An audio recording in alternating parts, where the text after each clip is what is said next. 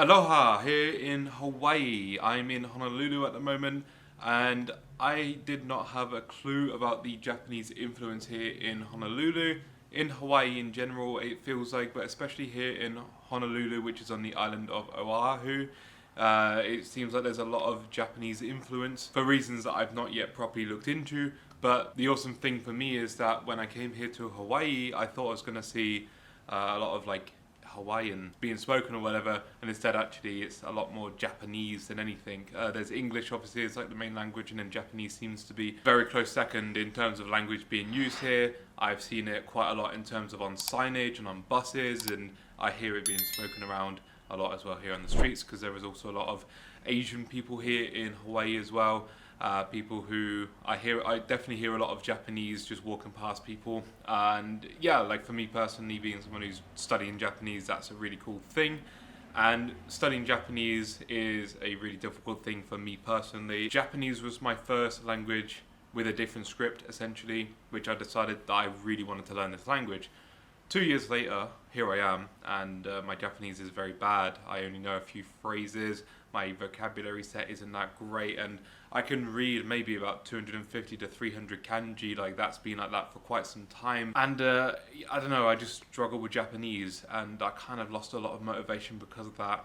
And being here in Honolulu, where there's a lot of Japanese being spoken daily, and I can see the language written, and I always try and read whatever I can read in Japanese to try and help me a bit. That's really helped my motivation for the language, to be honest. Like, I can now actually feel what it's like to live and breathe a little bit of the Japanese culture, because not only is there language here with Japanese, but there's also Japanese food all around here in Honolulu, and I love Japanese food. I've probably mentioned this before: sushi and miso soup, and everything else that comes with Japanese culture. I just love the food. It's really healthy as well, which is a benefit, and so I'm exploring those options here as well. It's just basically helped me a lot with my motivation with wanting to learn Japanese again. I've seen it written so much in all these different signs, sort of just giving me this feeling that I want to learn this language again.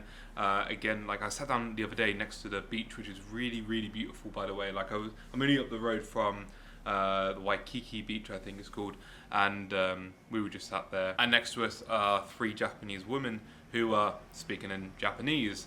And I couldn't understand anything of what they were saying, but it was really interesting to me hearing the flow of the language in a natural conversation, and that was an amazing experience for me. I have been struggling learning Japanese, and it's because I haven't really focused on it all that much in the last 6 months to a year.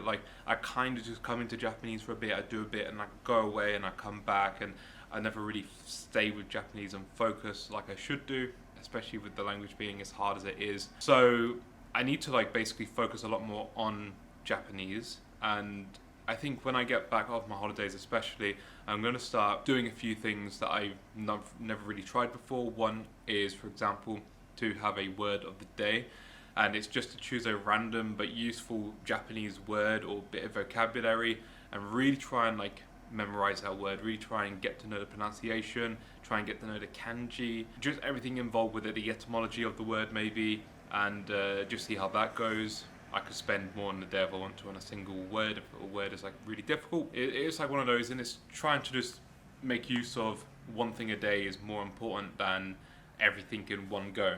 And so I really want to try and start improving upon my vocabulary in Japanese, and I think that's a good way, just to take it really slowly, make sure I cement everything in my head by learning a particular word in the day, and that's my focus for that day. And the idea is that I just try and learn words slowly over time while doing that.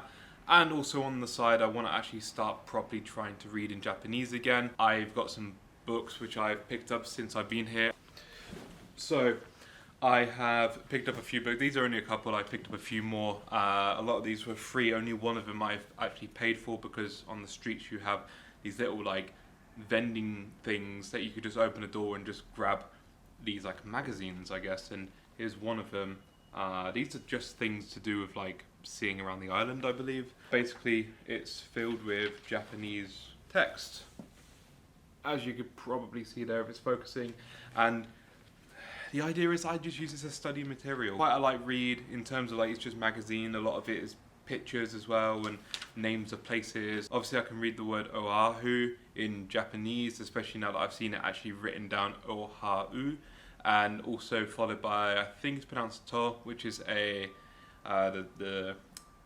Japanese like character for island, which also could be pronounced shima, but I believe it's oahu to in that particular thing, which I don't fully understand myself, but that's apparently what I've read up when I asked ChatGPT anyway. So obviously I'm only going based off of what I've been told with that particular character. But the idea is that I just read this and I just go through some of it's maps, some of it is like more text in there, but it's fully in Japanese. I figured it's free material, I'm not gonna lose out by grabbing it.